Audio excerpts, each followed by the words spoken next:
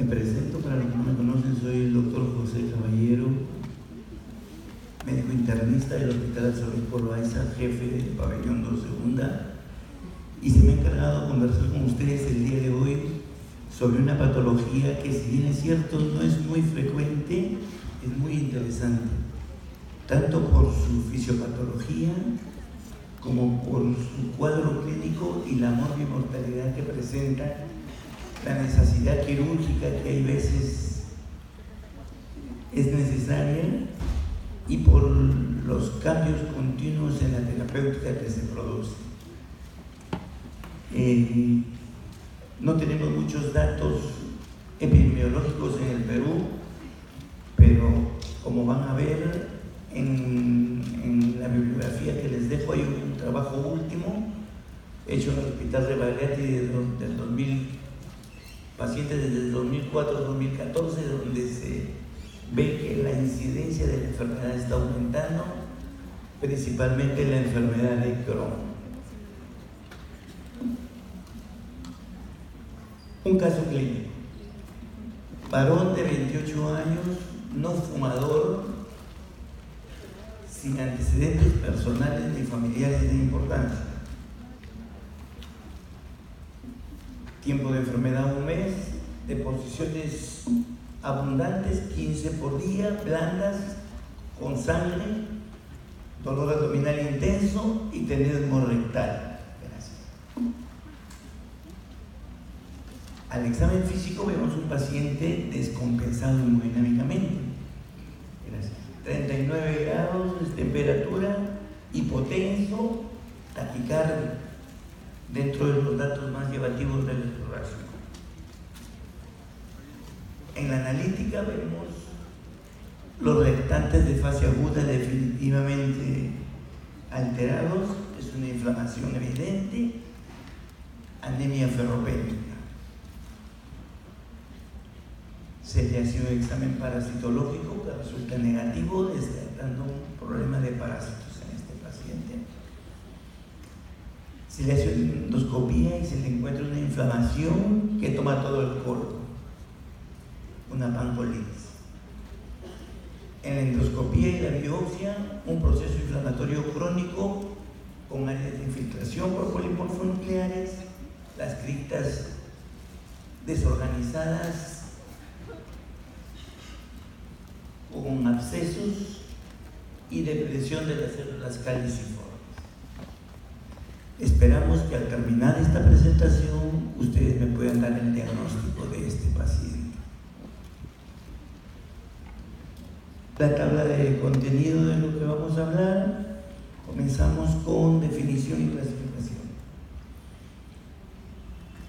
Fíjense ustedes, la enfermedad inflamatoria intestinal es una afección crónica inflamatoria del aparato digestivo que se presenta por un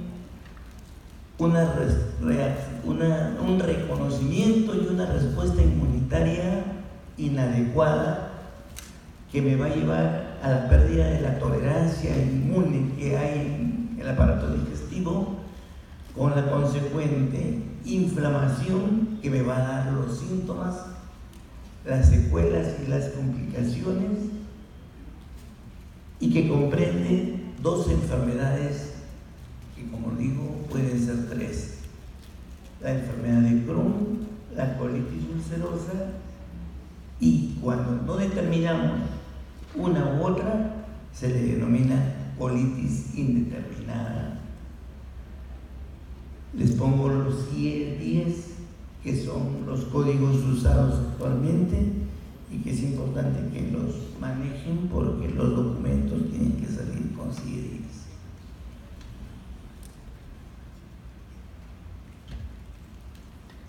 ¿Cómo lo clasificamos? ¿Cómo determinamos si estamos frente a una colitis ulcerosa o frente a una enfermedad de Crohn? Hay criterios clínicos. Ustedes saben que el criterio clínico siempre es el que debe estar primero: laboratoriales, radiológicos, endoscópicos e histológicos. Hay que tener en cuenta que las 2 entidades tienen situaciones que los asemejan. Por ejemplo, ambos cursan de forma crónica, ambos cursan con episodios de exacerbación y de remisión, o sea, con brotes inflamatorios de actividad, pero también tienen circunstancias que los diferencian. En los casos en que es imposible diferenciarlos, aún luego de haberse obtenido una muestra que generalmente se hace por intervención quirúrgica, se denomina colitis indeterminada. Vamos a hablar generalidades, en primer lugar, de la colitis ulcerosa. Nos ponemos en el contexto de la colitis ulcerosa. La colitis ulcerosa es una inflamación que, como ya hemos dicho, se produce por la pérdida de la tolerancia inmune, un desbalance que me va a llevar a un reconocimiento y una respuesta inflamatoria exagerada por la inmunidad de la persona, que afecta de forma prácticamente constante al recto, y de ahí se extiende proximalmente y en forma continua en una longitud variable, porque puede tomar el sigmoides, puede tomar todo el colon izquierdo, puede tomar todo el colon, pancolitis, pero a partir del recto. Ahí vemos, podría ser toma el recto, es una proctitis, toma el recto y sigmoide, proctosigmoiditis, puede tomar todo el lado izquierdo del intestino grueso, lo que le llaman colitis izquierda, o puede tomar todo el colon, pancolitis, ¿no? Ya vamos relacionándolo con lo que hemos conversado, el caso clínico. En la colitis ulcerosa aparece un infiltrado inflamatorio en la mucosa y submucosa, con acúmulos de neutrófilo, o sea, con un infiltrado inflamatorio agudo, con la alteración estructural de las criptas y con la presencia de microabscesos. Ahí vemos en las imágenes la desorganización de las criptas, el infiltrado inflamatorio y los microabscesos, que se comprometen, insisto, mucosa y submucosa. ¿Cuáles son las generalidades de la enfermedad de Crohn? La enfermedad de Crohn, por el contrario, puede tomar cualquier parte del aparato digestivo, desde la boca hasta el ano, desde la boca hasta el ano. Puede tomar varios segmentos del tracto gastrointestinal, pero no es de manera continua. Mire, a diferencia de la colitis ulcerosa, donde es de manera continua, acá es por segmentos.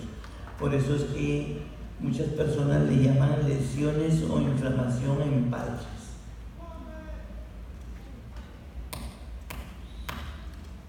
La lesión no es es mucosa, es total. Por eso se le dice que la afección es transmural.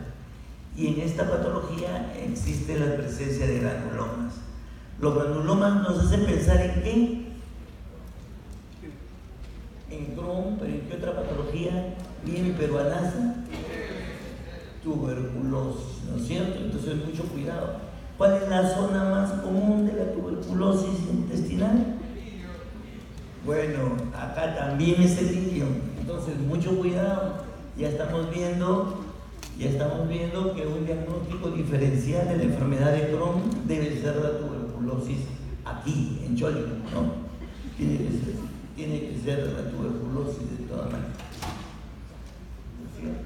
Entonces, estos granulomas, ¿cómo los diferenciamos de los tuberculosos? Porque son no caseosos. O sea, ahí podemos agregarle, para la próxima que haga la diapositiva, le agrego granulomas no caseosos. Ahí vemos, la flecha me dice que las zona más comúnmente tomada es la zona del ilion terminal. Si nosotros nos recordamos, porque la manera de aprender medicina es relacionando todo lo que nosotros aprendemos. Vamos a relacionar ahora el ilion terminal con la absorción de qué lo relacionamos. B12, ¿no es cierto? Entonces, me preguntarían, ¿la enfermedad de Crohn me podrá dar una anemia megaloblástica por déficit de B12? La respuesta es solita, ¿no es cierto? Verde por fuera, verde por dentro y una pepa de palta en el centro. ¿Qué será? Entonces, voy a ver que debe estar en el diagnóstico diferencial de la anemia megaloblástica. Pero puede tomar ilion y colon, puede tomar de manera segmentaria, miren, no es continua, y podría tomar hasta estómago, esófago, diferente del otro, ¿cierto? Si vemos la característica microscópica, ya estamos viendo un infiltrado inflamatorio linfocitario, estamos viendo los granulomas, y aquí es un compromiso transmural. Epidemiología. La enfermedad inflamatoria intestinal es una enfermedad lamentablemente de personas jóvenes, y es importante. ¿Por qué es importante esto de que son jóvenes? No solamente porque son económicamente activas, no solamente porque tienen muchos años que vivir y la calidad de vida es importante, sino que si es joven va a tener mucho tiempo de tratamiento. Entonces, a lo mejor el tratamiento le sirve por un tiempo y después del tiempo ya no responde. Muchas veces, como por ejemplo en la colitis ulcerativa, después de 8 años, la inflamación continua que me produce metaplasia, y la metaplasia que me lleva a displasia, y la displasia a neoplasia, ¿no es cierto? Y podríamos tener después de un tiempo que puedo tener neoplasia secundaria después de haber tenido una enfermedad inflamatoria intestinal.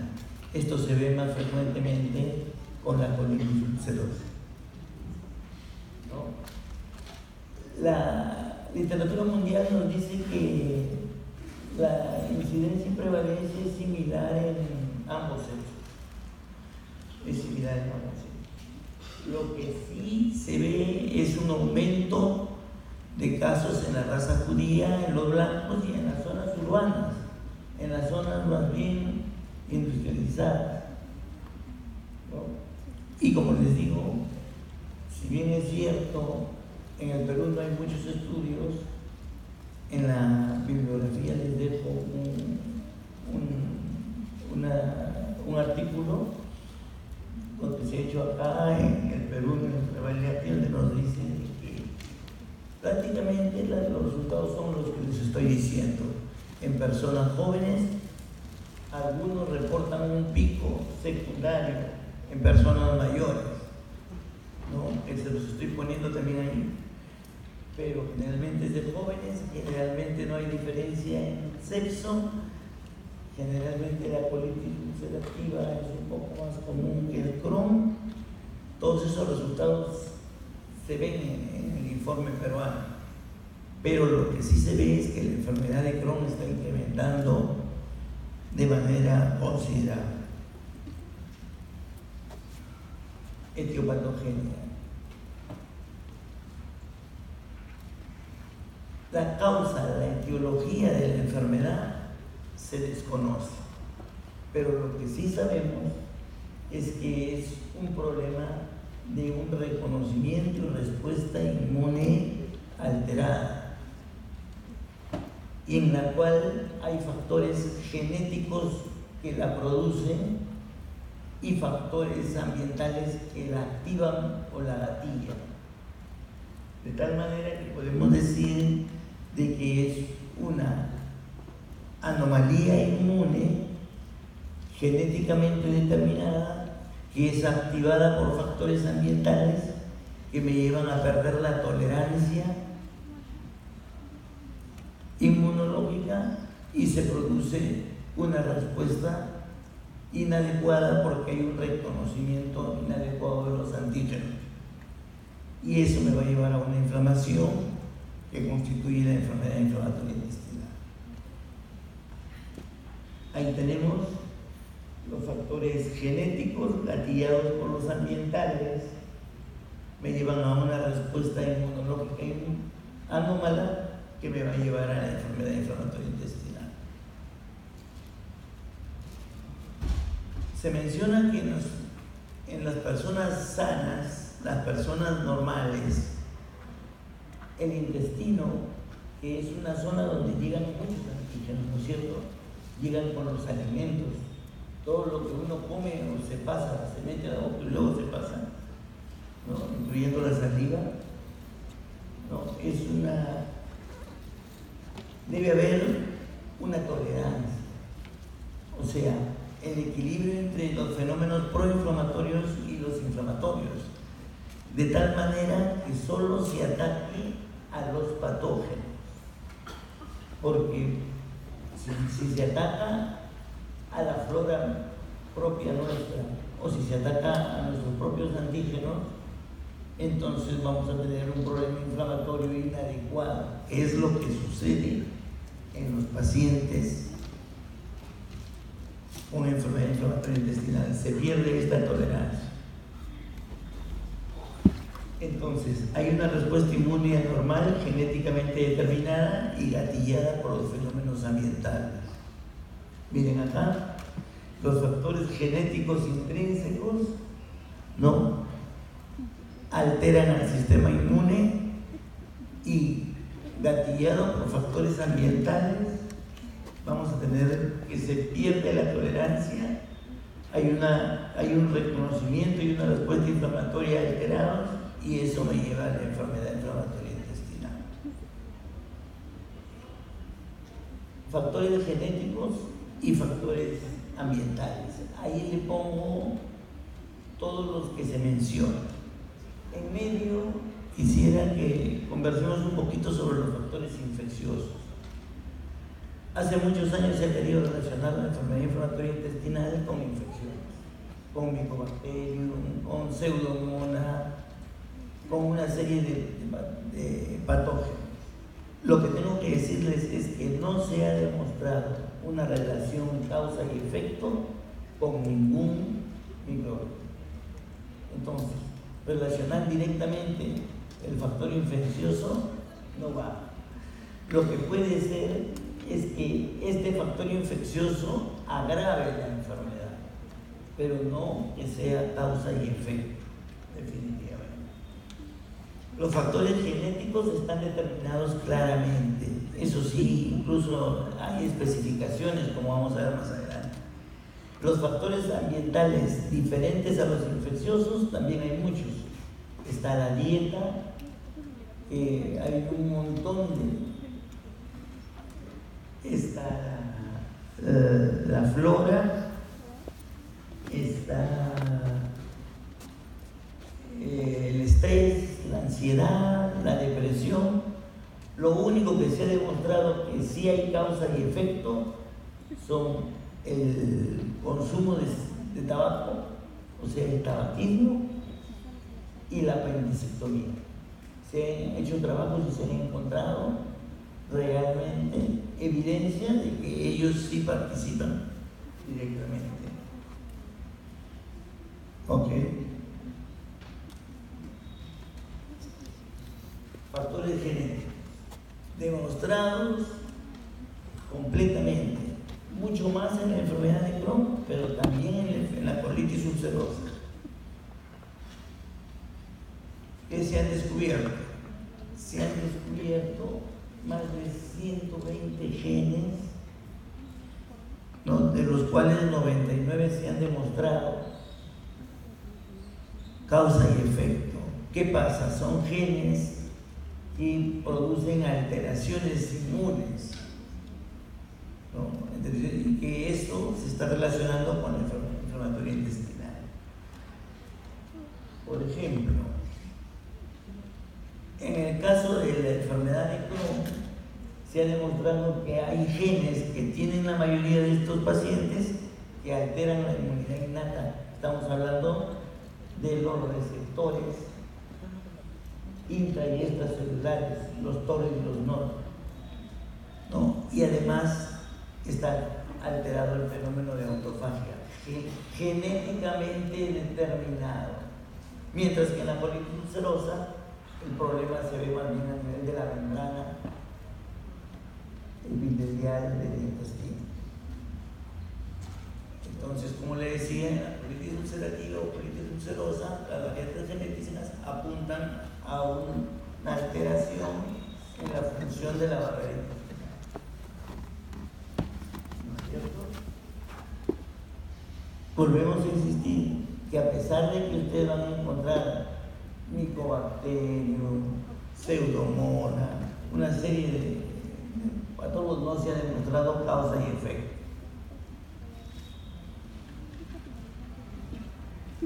Lo que sí se ha visto que hay relación directa es el tabaquismo y la apendicectomía. ¿Qué podemos decir al respecto? Los trabajos nos dicen que el tabaco es un factor de riesgo para tener enfermedad de Crohn. O sea, si sacamos los pacientes que tienen enfermedad de Crohn y vemos cuántos de ellos fuman, se encuentra que los fumadores tienen más posibilidades de hacer enfermedad de Crohn. Situación que no se ve en la colitis ulcerativa.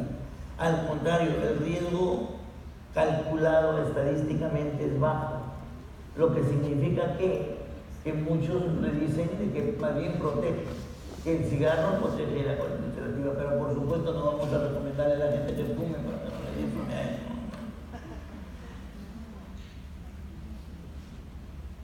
La apendicectomía. La apendicectomía, sobre todo, como le digo, esta es una patología de jóvenes. Se ha visto que las personas que han tenido apendicectomía de pequeñas, de jóvenes, no hacen colitis ulcerativa. No, los que tienen apéndices son los que más hacen. Entonces, se ha demostrado estadísticamente que la apendicectomía, sobre todo cuando se hace de manera temprana, protege frente a la colitis ulcerativa. No se ha demostrado ni a favor ni en contra que la apendicectomía intervenga en la enfermedad de Crohn.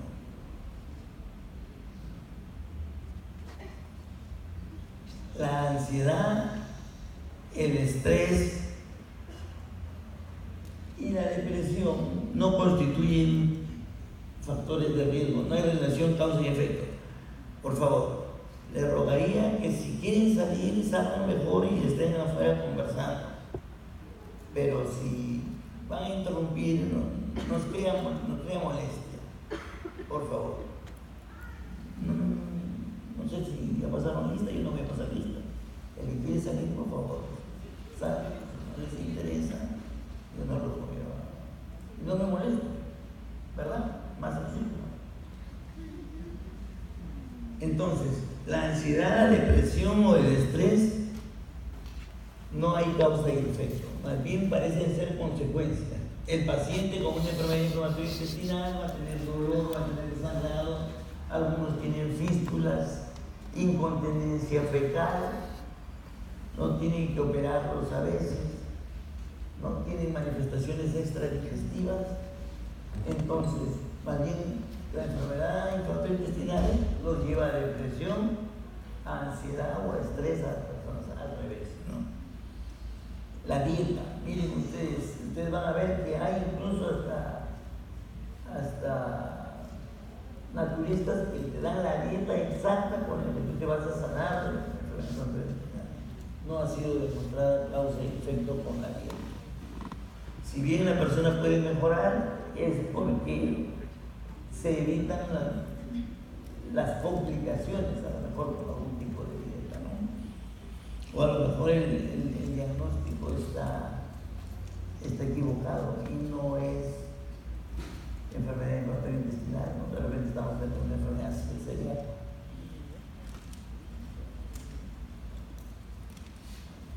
Ahora, ¿cómo se produce la lesión inflamatoria? Vamos a ver que hemos dicho que se pierde la tolerancia, esto ya lo dijimos. Entonces, fíjense ustedes, ahí está explicado realmente. De manera fisiológica debe haber un equilibrio entre ¿qué? Entre la flora, microbiota, el sistema inmune y la célula epitelial, de tal manera de que esta tolerancia me lleve a que el sistema inmune funcione adecuadamente. Por cuestiones genéticas, ¿no?, que son desencadenadas por factores ambientales, lo que se va a producir es una interpretación inadecuada y una respuesta inadecuada que me va a llevar a una reacción inmune anormal. Se pierde la tolerancia y viene la enfermedad inflamatoria intestinal. No solamente eso, sino que se pueden producir fenómenos autoinmunes como producción de anticuerpos que me van a llevar a las manifestaciones extradigestivas que puede presentar el paciente. Las manifestaciones extradigestivas más comunes son las artritis periféricas que acompañan a la enfermedad inflamatoria intestinal. Entonces, eso viene a ser la manera como se produce. Ahora, hay errores, dice ahí. ¿Cuáles son esos errores? Los errores son 5 y eso es lo que vamos a ver en la fisiopatología. Son 5 los errores que se mencionan en la fisiopatología. En primer lugar, el primer error está a nivel de la barrera mucosa. Y como hemos dicho, esto se ve principalmente en el Crohn o en la colitis ulcerosa. En la colitis ulcerosa, dijimos. En el Crohn se veían alteraciones en la inmunidad innata y en la autofagia, mientras que en la colitis ulcerosa se veía en la barrera. ¿Qué pasa con la barrera?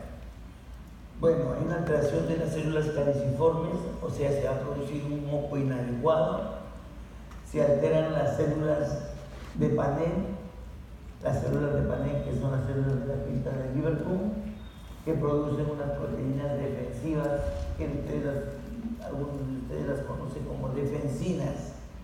Una de ellas se menciona ahí, las alfa-adhesinas. Estas van a faltar. Al haber este problema, las uniones estrechas de las células epiteliales se alteran y se permite que ingresen dentro de la célula antígenos que no debían entrar. Eso me va a llevar a perder la tolerancia y que el fenómeno inflamatorio se produzca por una respuesta inadecuada del sistema inmune. Además de la barrera mucosa, se altera la inmunidad innata, ¿no? Los receptores intra y extracelulares, que son receptores ¿para qué? Para antígenos que vienen de los patógenos, o sea, de los bacterias, virus, parásitos, hongos, ¿no? Y son también proteínas que se fijan a estos receptores que me indican un daño. Cuando hay un daño, inmediatamente también se refleja esto en el sistema inmune. Por eso es que las personas se confunden. Primero confunden los antígenos, los patógenos, responde atacando y ataca al cuerpo, y al haber lesión en el cuerpo también reconoce que hay una lesión y piensa que siguen siendo atacados. Y ahí viene el problema. Entonces, el segundo de los errores es la inmunidad innata. En tercer lugar, el fenómeno de autofagia. ¿Sí? El fenómeno de autofagia, que es el fenómeno por el cual la célula trata de mantenerse 100% funcional. Entonces recicla los elementos que están lesionados o que están alterados. Este fenómeno está alterado por un por unas mutaciones genéticas. Ahí incluso se les menciona que el gen ATG10L1 está implicado en la autofagia y se ve alterado en la enfermedad de Crohn.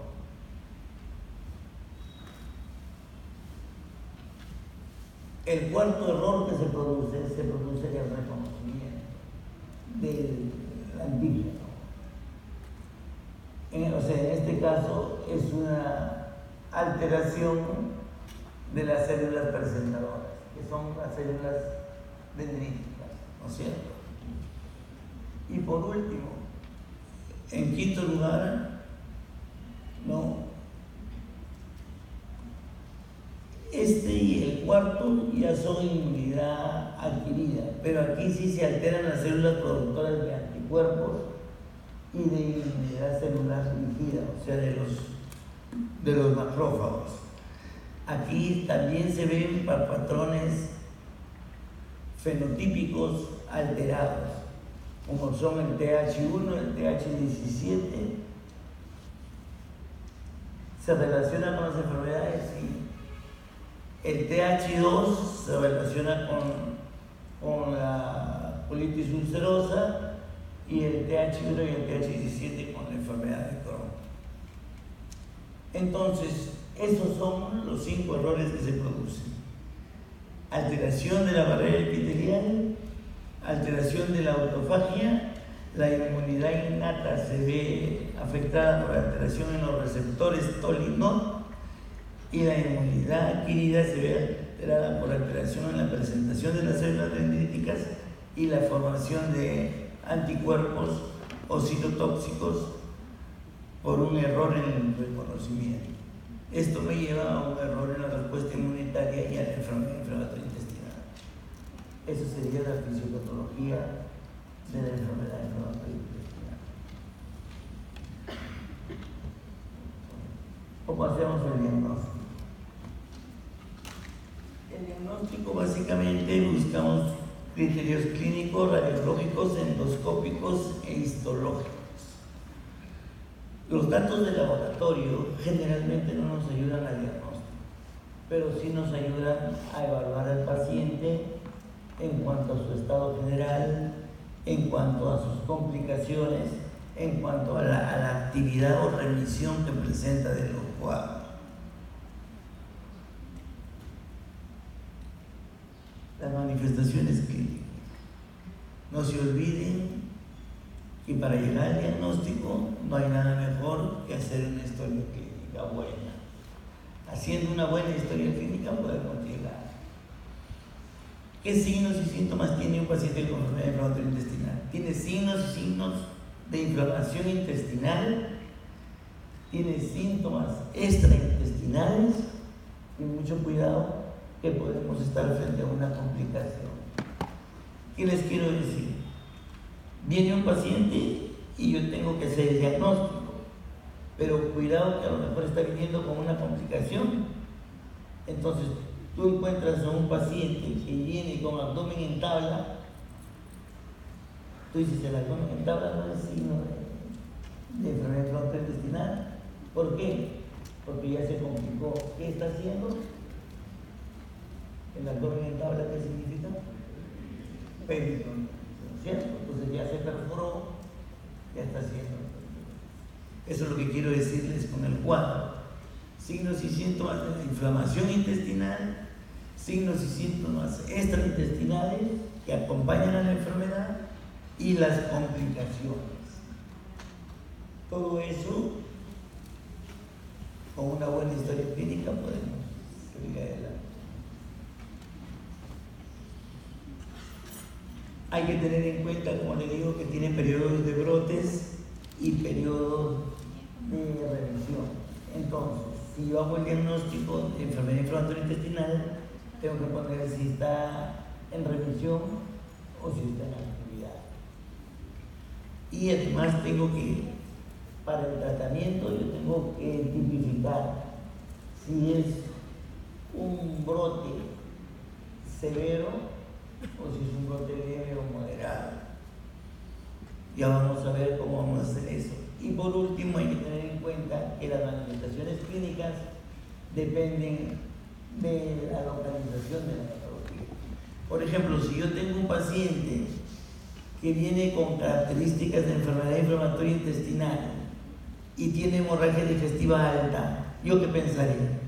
¿Que es colitis ulcerativa o que es Crohn? Crohn, por supuesto, Crohn, porque la colitis toma colon y puede haber hasta una pancolitis, pero en cambio Crohn toma desde la boca hasta el ano. Por eso les digo de que depende también de la zona comprometida.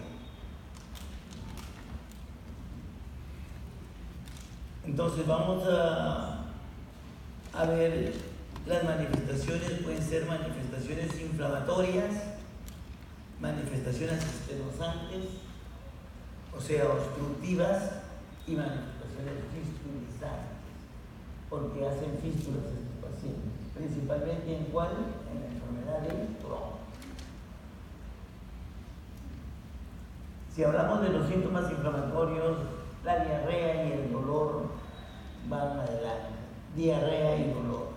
El dolor es estadísticamente mayor en la enfermedad de Crohn y la diarrea es estadísticamente mayor en la colitis ulcerosa. Las heces pueden venir con moco y sangre. Fácil se encuentra un moco y sangre en las evoluciones. Ahora, la palabra diarrea nocturna. Aquí figura diarrea nocturna y yo les he puesto a propósito eso porque quiero que ustedes entiendan. Porque a mí siempre me llamó la atención cómo lo hace la diarrea para saber que estamos de noche, ¿no? Como el hombre lobo se transforma y comienza a tener diarrea, ¿no? Entonces, esto es algo que quiero que ustedes lo entiendan. En las alteraciones orgánicas, como esta, porque hay una inflamación en el intestino, a diferencia del intestino irritable donde no hay nada, funciona mal el intestino, pero no hay estructuralmente nada, ¿no? El sueño en las funcionales como el intestino irritable calma la diarrea, pero en los casos orgánicos como la diarrea se presenta mañana, tarde y noche, porque la inflamación está permanente. No le vas a decir, oye, voy a dormir, si quieres no vas a dormir mañana, te vuelves a activar, ¿no? En cambio, en el colon irritable, al tú dormirte, se relaja la persona y disminuye la diarrea. Entonces la pregunta fundamental para diferenciar un cuadro orgánico de un cuadro funcional es si la diarrea lo despierta para ir al baño. Si te dice que sí, eso es orgánico. Si te dice que no, pero ni bien se levanta, tiene que ir al baño, eso es funcional. Por eso puede acompañarse de incontinencia fecal. En otras oportunidades hay constipación. La constipación, ¿qué significa constipación en un paciente con enfermedad inflamatoria intestinal? Significa o que hay un compromiso distal, o sea, una proctitis, una proctosigmoiditis, o que hay una obstrucción intestinal por una estenosis, a lo mejor en relación al problema inflamatorio. No se olviden que se acompañan de signos y síntomas generales: la fiebre, la pérdida de peso, la pérdida de apetito, la astenia, sudores nocturnos y alteraciones funcionales. Como son personas jóvenes, se puede dar retardo de crecimiento, o en mujeres amenorrea primaria.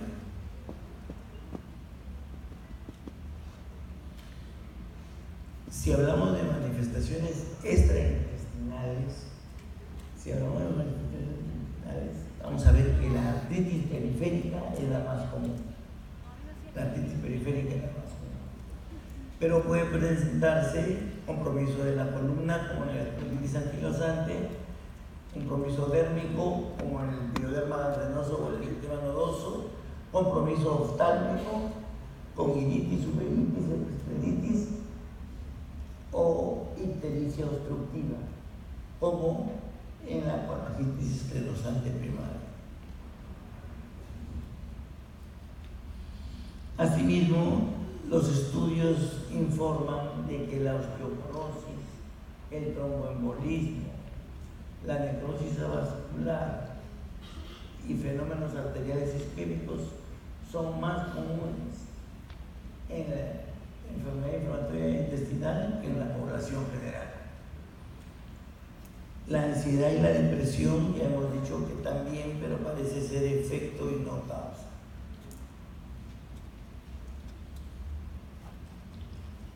Al parecer, las estadísticas muestran que la alteración hepática más común que acompaña a la enfermedad inflamatoria intestinal hepática es la esteatosis hepática no alcohólica. Y la nefrolitiasis y los cálculos biliares son más frecuentes en la enfermedad de Crohn.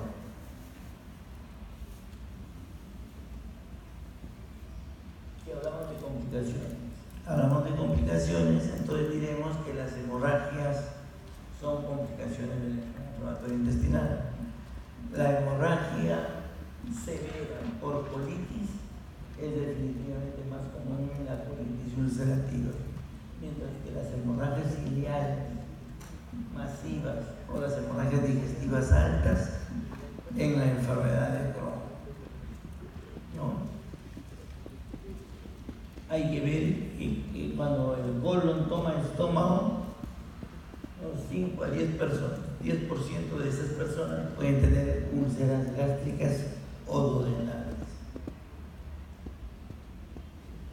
No se olviden que como hay una lesión inflamatoria y en el Crohn es transmural, puede haber perforación. Y eso me da un abdomen agudo quirúrgico. Si no operamos al paciente se muere, ¿no es cierto? ¿Cuáles serán las características? La rigidez muscular, ya dijimos, abdomen establece la rigidez muscular. A ver, otra. El abdomen en tabla lo diagnostica el portero, ya está en tabla. Antes de que se ponga en tabla, abdomen en cartón, abdomen en papel. El signo de Bloomberg, el signo de rebote, ¿no? El signo de rebote, uno cuando suelta debería aliviar el dolor, pero al soltar el peritoneo se moviliza y duele. Signos peritoneales, el signo de Bloomberg, la rigidez abdominal involuntaria que cuando se hace general se llama abdomen en tabla, el ilio paralítico reflejo, distensión abdominal con ruidos sinuoaéreos nulos, no hay ruidos sinuoaéreos. Entonces, esos son datos que nos ayudan clínicamente. Pueden haber accesos intraabdominales, estenosis como consecuencia de la inflamación, o sea, en un cuadro agudo dándole tratamiento mejora, pero si la estenosis es consecuencia de una secuela, muchas veces hay que operar esa secuela porque la estenosis me puede llevar a fenómenos oclusivos, ¿no es cierto?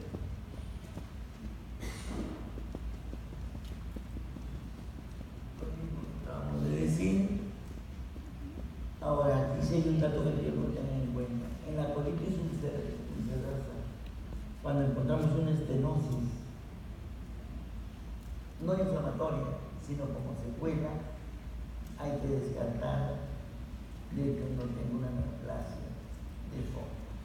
O sea, en una colitis ulcerosa con estenosis, hay que descartar neoplasia. Las fístulas y las patologías perianales, como hemos dicho, son mucho más frecuentes en la enfermedad de Crohn, ¿no? A veces responden al tratamiento médico, pero como vamos a ver, la cirugía en Crohn, la mayoría de veces que se realiza, no se realiza como una alternativa curativa, sino se realiza como una alternativa de solución a las secuelas de este tipo, perianales y fístulas. Una palabra sobre el megacolon tóxico. ¿Qué es el megacolon tóxico? El megacolon tóxico es una emergencia que se presenta relacionada a la enfermedad inflamatoria intestinal, principalmente la colitis ulcerosa. Por la inflamación, el cuadro tan fulminante que presenta el paciente, hay una dilatación gigante del colon y una respuesta inflamatoria sistémica del organismo. Esto me puede llevar a la muerte si es que no internamos al paciente en una unidad de cuidados especiales, lo monitorizamos, le compensamos hemodinámicamente y si no responde al tratamiento médico en 24 horas hay que operar al paciente. Mucho cuidado, que no necesitamos mucho para hacer el diagnóstico. Clínicamente, con una radiografía de abdomen simple, podemos hacer el diagnóstico. O sea, si ustedes están en Huamantata haciendo sus serums, no necesitan tomografía. Clínicamente y con sus rayos X, ¿qué hacen?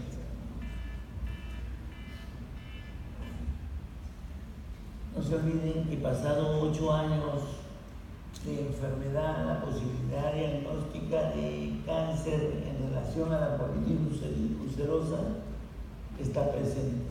¿En quién hay que tener cuidado? Las personas que tienen más tiempo de enfermedad. ¿En quién más? En las personas que más jóvenes presentaron la enfermedad. En aquellos que tienen más de 8 años y en los pacientes que tienen antecedentes familiares de neoplasia de colon. En ellos hay que tener más cuidado. No se olviden del tacto rectal. A paciente que está con sospecha o diagnóstico de enfermedad inflamatoria intestinal hay que hacerle tacto rectal. Podemos encontrar estenosis anales, tumoraciones rectales, fístulas. Decía un profesor, no dejen de hacer tacto rectal, porque muchas veces el diagnóstico está al alcance de la mano. Así que hay que hacerlo.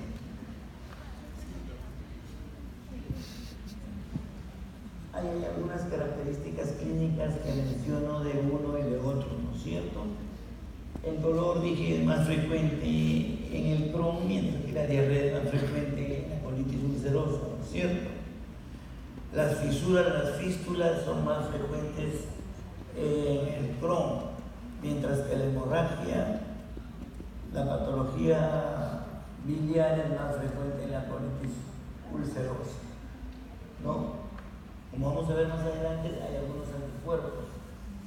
El P-ANCA es más frecuente en la colitis ulcerosa, el antisaccharomyces es en el Crohn. Eso lo vamos a mencionar más adelante, pero ya le estamos diciendo de que de esa manera, ¿no es cierto? El cigarro, por ejemplo, el tabaquismo es un factor de riesgo para el Crohn, mientras que no lo es para el colitis ulcerosa, que muchos dicen de que protege. En cuanto a los exámenes auxiliares, volvemos a decir, los exámenes de laboratorio, los exámenes de sangre no son diagnósticos, son más que todo para monitorizar, ver las complicaciones y el estado general, incluso la severidad del cuadro. Miren ustedes los factores de reactante aguda, y ahí mencionamos a la ferritina. Miren ustedes, la ferritina tiene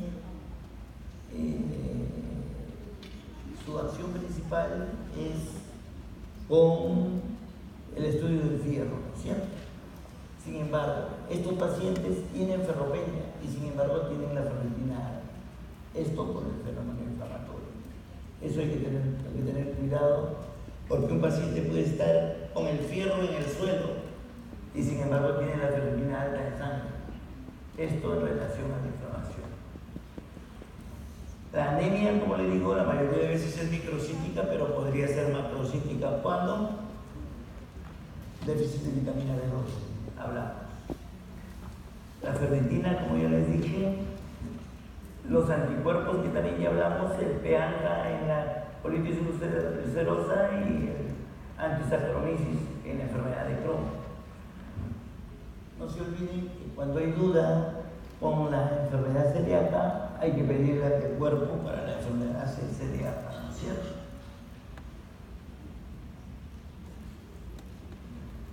Nuevamente los anticuerpos. No se olviden de que la tuberculosis en nuestro medio es importante estudiarla, como igual con biopsia, pero aquí vamos a encontrar los granulomas caseosos.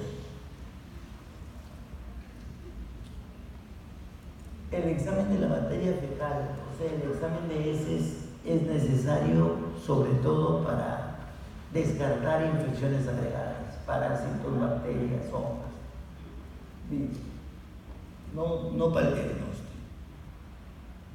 Existen unos marcadores fecales de inflamación. Estos marcadores fecales de inflamación, quiero que le pongan por favor atención un momento, son la calprotectina fecal y la lactoferrina. Hay uno que está en estudio, que ahí se lo he puesto abajo, pero básicamente los dos primeros son los que tenemos que tener en cuenta. Encuentro este marcador en heces y me dice que hay inflamación. O sea, ¿qué me puede ayudar? Me puede ayudar para decir que está activa la enfermedad, porque hay inflamación. Entonces, yo digo, yo puedo tener una enfermedad de Crohn, ¿no? Y hay un paciente con colon irritable, por ejemplo. Entonces, también él tiene cuestiones abundantes, estamos en duda. Esto mi marcador me saca. Si tengo un paciente que tiene colitis ulcerosa y viene por diarrea, no, a lo mejor ha comido algo, no, se le está activando la colitis. No, seguro que es un desarreglo. Es un marcador, si sale positivo hay inflamación, eso es un brote, no es una complicación o un accidente. Ahí está, en este cuadro les pongo, nos sirve básicamente para ver actividad del cuadro, o sea, activación de un cuadro reactivado y para descartar el diagnóstico de colon irritable. Las imágenes, miren, la enfermedad de Crohn, la radiografía simple, la ecografía, la tomografía, la resonancia magnética nuclear, me va a permitir valorar que el grado de inflamación, las estenosis, las fístulas, los abscesos. En la colitis ulcerativa igual, pero aquí le sumamos el megacolon tóxico. El megacolon tóxico.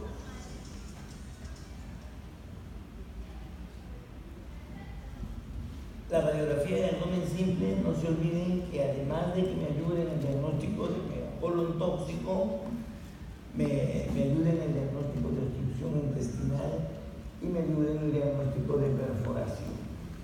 En una perforación, ¿qué encontraré en una radiografía de abdomen simple?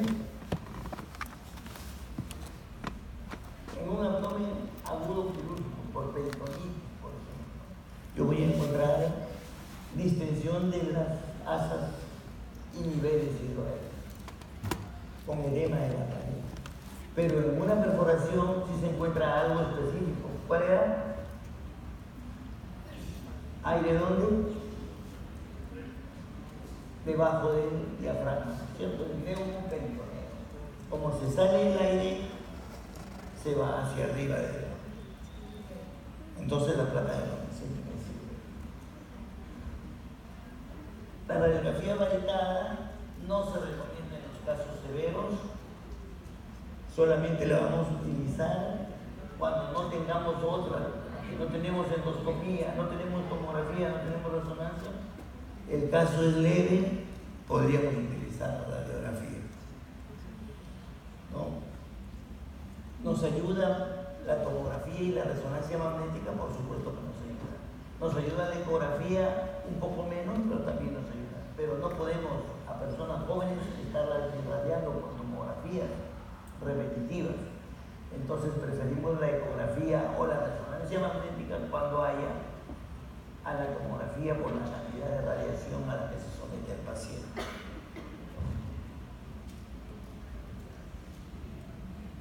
a la endoscopía.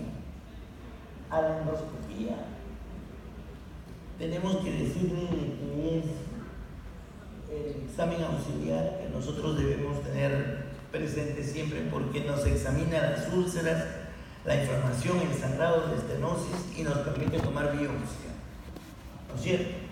El problema es de la colonoscopía en los casos fulminantes, en el megacolon tóxico. Si hacemos endoscopía podríamos causar perforación y complicamos al paciente. ¿Qué se ve en la endoscopía? Se ve una inflamación continua en la colitis ulcerosa friable.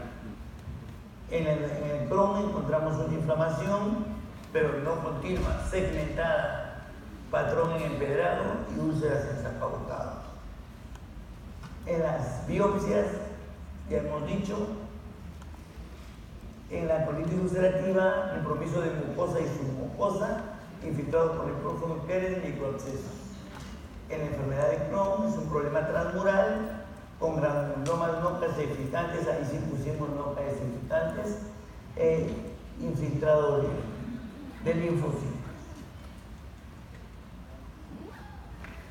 No se olviden que nos queda de ayuda todavía la cápsula endoscópica, sobre todo para los casos de enfermedad de Crohn, y la resonancia magnética de la vía biliar cuando hay manifestaciones extrahepáticas como la colangitis esclerosante. Lo mismo sucede con la cartografía retrógrada endoscópica.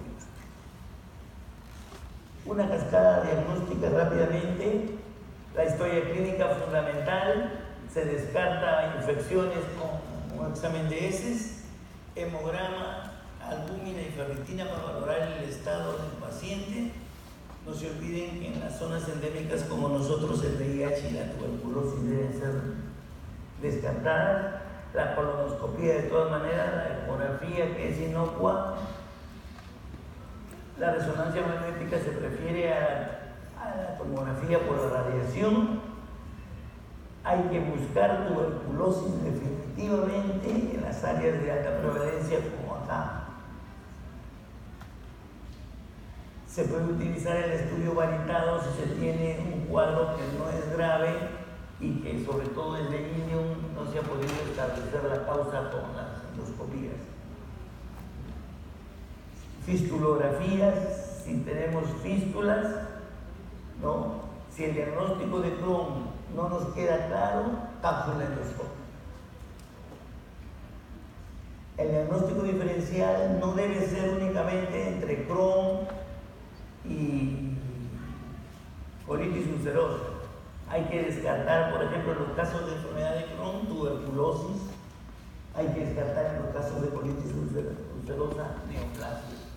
En cualquiera de los dos casos, no hay que olvidarnos que el colon irritable a veces toma tanta fuerza que en Estados Unidos, por ejemplo, es difícil diagnosticar a un paciente con colon irritable, porque será porque hay más estrés, por la manera de vivir, llegan con cuadros severos que pueden confundirse, ¿no? Acá generalmente vemos pacientes con cuadros leves. El tratamiento. En el tratamiento de la enfermedad inflamatoria intestinal, nosotros lo que tratamos es de que el paciente tenga una mejor calidad de vida, evitar las complicaciones, evitar las cirugías, disminuir la inflamación, disminuir la secuela y que el paciente mantenga una nutrición adecuada, porque lo que se está afectando justamente es el aparato digestivo. Para que conozcan los fármacos que se usan, los 5-aminosalicilatos son agentes inflamatorios que se dan por vía oral y por vía tópica. Por favor, son buenos inflamatorios para las colitis distales, sobre todo cuando el problema es colitis y es distal. Algunas veces hasta solamente el tratamiento tópico puede ser curativo o suficiente para mantener el cuadro en remisión.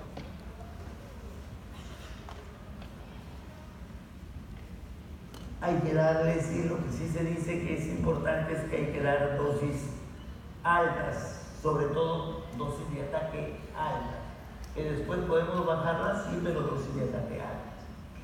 Los corticoides, al contrario, los corticoides son para la etapa aguda. Para la etapa aguda, cuando no responden a los 5 aminosalicilatos, los corticoides los utilizamos como choque para tumbar el cuadro clínico y que después le podamos dar por 5 aminosalicilatos u otra. Ahora, el problema de los corticoides es, por supuesto, los efectos adversos, ¿no? Los efectos adversos que tienen. Y para mencionarles que hay la budesonida, es un tipo de corticoide diferente, que tiene menos alteraciones, o sea, efectos secundarios, y que da muy buen resultado en la enfermedad de Crohn iliaca. O sea, cuando tomen ilio terminal el Crohn, que es la mayor cantidad de veces, podemos utilizar esa budesonida, que es un corticoide en la enfermedad. Los corticoides endovenosos definitivamente es de elección para los casos graves, los corticoides endovenosos. Además de los 5 aminosalicilatos, además de los corticoides, tenemos a los inmunosupresores que se los estoy mencionando ahí. Y los que tenemos para utilizar son la 6-methylcopurina, la sartoprina, la ciclosporina, el tacrolimo y el metotrexato. Miren ustedes, el metotrexato está siendo estudiado nuevamente para enfermedad frontointestinal con muy buenos resultados. Hay bastante trabajo que está en camino y que nos dicen que el metotrexato podríamos estarlo estudiando, sobre todo cuando queremos quitarle corticoides al paciente. Ahí les estoy dejando algunos datos, como por ejemplo que los inmunosupresores no se usan como ataque. No se usan como ataque los inmunosupresores. Se utilizan para remisión o para reemplazar a los corticoides. Se puede usar para tratamiento primario de las fístulas y para la recidiva.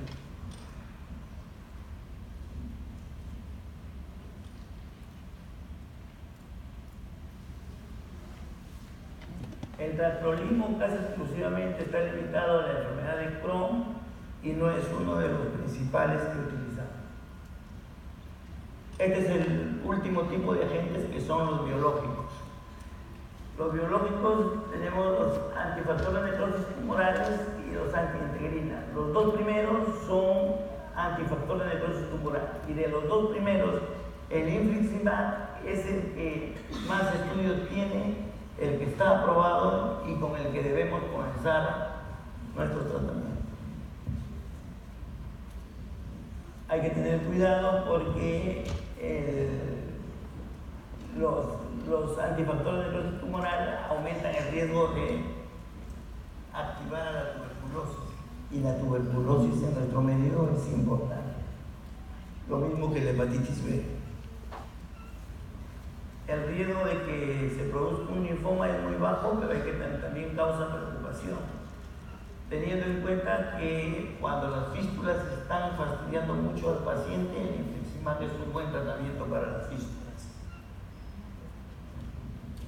Antibióticos, fíjense ustedes, los antibióticos para los gérmenes que hay en la flora intestinal, que son gram negativos y anaerobios, el metronidazol y el ciprofloxacino, tienen cabida en el tratamiento únicamente de la enfermedad de Crohn. O sea, se utilizan antibióticos en el tratamiento de Crohn, no así en la colitis ulcerativa. Probióticos en concreto, no se ha demostrado que tengan evidencia de acción. El tratamiento quirúrgico puede ser de la enfermedad o de las complicaciones. En la colitis ulcerativa se ha visto que la resección quirúrgica incluso se considera curativa. O sea, cirugía en colitis ulcerativa, ok, es un buen pronóstico del paciente. En cambio, en la enfermedad de Crohn recidiva rápidamente, o sea, no es algo que nos dé una alternativa grande, pero sí es importante para las complicaciones, para las fístulas, para los accesos, etc. Hay otras opciones como reparación, anastomosis, donde se usa la cirugía. Entonces, fíjense, esos son todos los elementos que podemos usar en la enfermedad de la colitis. Los 5 aminosaliciliatos, tanto orales como tópicos, los corticoides orales y tópicos, los inmunosupresores y los biológicos. Cuando no da resultado, cirugía, con buen resultado la cirugía. En cambio, en la enfermedad de Crohn, los corticoides, los 5 aminosaliciliatos con menos acción solamente para la inflamación del colon distal, antibióticos, metronidazol, ciprofloxacino, corticoides, inmunosupresores, biológicos y la cirugía. En estos casos no es tan útil como en la colitis ulcerosa y se ve más que todo para las complicaciones. Agentes experimentales, bueno, hay un montón de agentes experimentales, incluso hablan de células madre y hablan de trasplante de la flora intestinal. Todo eso está en estudio, ahí les dejo para que revisen. Luego, antes de iniciar el tratamiento de un paciente, hay que valorar la actividad de la gravedad. ¿Cómo se valora la actividad de la gravedad? Aquí les pongo yo un score que tiene algunos elementos clínicos y algunos elementos de laboratorio. Se ve cuántas deposiciones hace, la intensidad del dolor, se ven las complicaciones, se ven las manifestaciones extradigestivas y se hace un score. Eso me permite, este es el de la colitis ulcerosa, el anterior es de la enfermedad de Crohn, tener un rango y bajo esos rangos yo delimito si es leve, moderada o grave. Y comenzamos. Vamos a ver, aquí tenemos el tratamiento de la colitis ulcerosa, ¿no es cierto? Si es leve, ¿qué hacemos si es leve?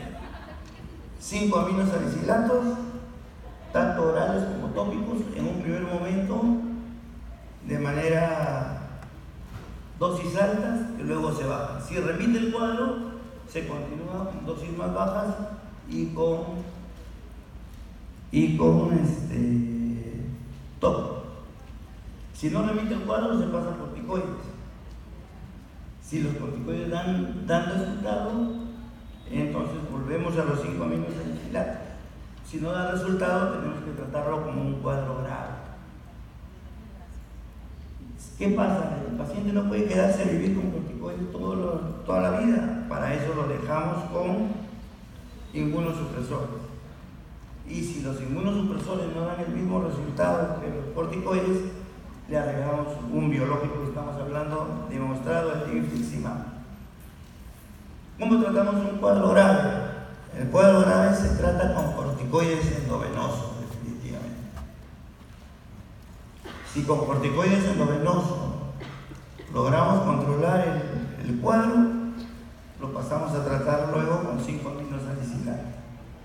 Si no controlamos el cuadro, revisamos no vaya a haber una infección sobreagregada. ¿Cuáles son las infecciones que generalmente se dan? Clostridium difficile, las bacterias intracenterobacterias, o sea, gram negativos, y el ocitomegalovírus. Si da resultado, ¿no?, entonces nos quedamos como si fuera leve, y si no da resultado, entonces ya tendríamos que agregarle un inmunosupresor y un biológico, con lo que se queda, y si no hay resultado, cirugía. y la cirugía realmente sí da resultado en estos pacientes. Entonces es una buena alternativa. Solamente para mencionarle que para el tratamiento tópico hay supositorios, espumas y enemas. Supositorio para la proctitis, espumas para la proctosigmoiditis y enemas para los compromisos de todo el colon izquierdo.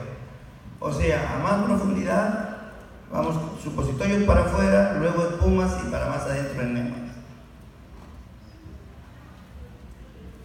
Para terminar, ¿qué hacemos en la enfermedad de Crohn? En la enfermedad de Crohn dividimos en leve, moderada y severa. ¿Ok? Hemos dicho que el corticoide que va muy bien en la forma ileocecal es la budesonida. Con eso comenzamos. Con antibióticos como metronidazol. Y si remite, lo dejamos solo con aminosalicilatos tópicos y por vía oral. Si no hay respuesta, nos vamos a la budesonida o a la prednisona, que son los corticoides que dan resultado. Si logramos tener resultado, vamos bajando la dosis de corticoides de a poco. Pero si hay dependencia de los corticoides, pasamos a los inmunosupresores. ¿No es cierto? Si no podemos controlar con los inmunosupresores solos, le aumentamos un biológico. En los casos graves, hemos dicho que en los casos graves, tanto de Crohn como de colitis ulcerativa, ¿cuál es el tratamiento? Corticoide endovenoso. Ok. Si logramos remitir, lo mantenemos como inmunosupresor. Y si no remite, tenemos para agregarle un inmunosupresor más un biológico. Y si no remite, cirugía. Pero con la emergencia que la cirugía en la enfermedad de Crohn no es de buena respuesta. No olvidemos que no solo es el tratamiento farmacológico. Hay que tener educación, hay que hacerle una nutrición adecuada, transfusiones, evitar anticolinérgicos, antidiarreos y opiáceos, y en los que están inmovilizados, profilaxis para la trombosis venosa profunda. Entonces, en el cuadro que presentamos al inicio, una persona joven, sin antecedentes, no fumador, que viene por un cuadro de diarreas con sangre, dolor abdominal intenso, tenesmo, viene descompensado, con fiebre, con hipotensión, con taquicardia, se le encuentra anemia ferropénica y una inflamación a todo meter, sin infección desde el punto de vista de las heces, con una pancolitis en la endoscopía y que tiene una biopsia que nos dice que son áreas de infiltración polimorfo nuclear con accesos en las criptas y depresión de las células caliciformes. Eso es, ¿qué es? ¿Qué es? Colitis ulcerativa. ¿Y será leve, moderado? Severa. ¿Qué será? Tiene 39 de temperatura, está hipotenso, está taquicárdico, está con 8 de hemoglobina. Severa. ¿Qué le vamos a dar? Corticoides endovenosos. Señores, 20. Bueno, han sido muy amables por su atención.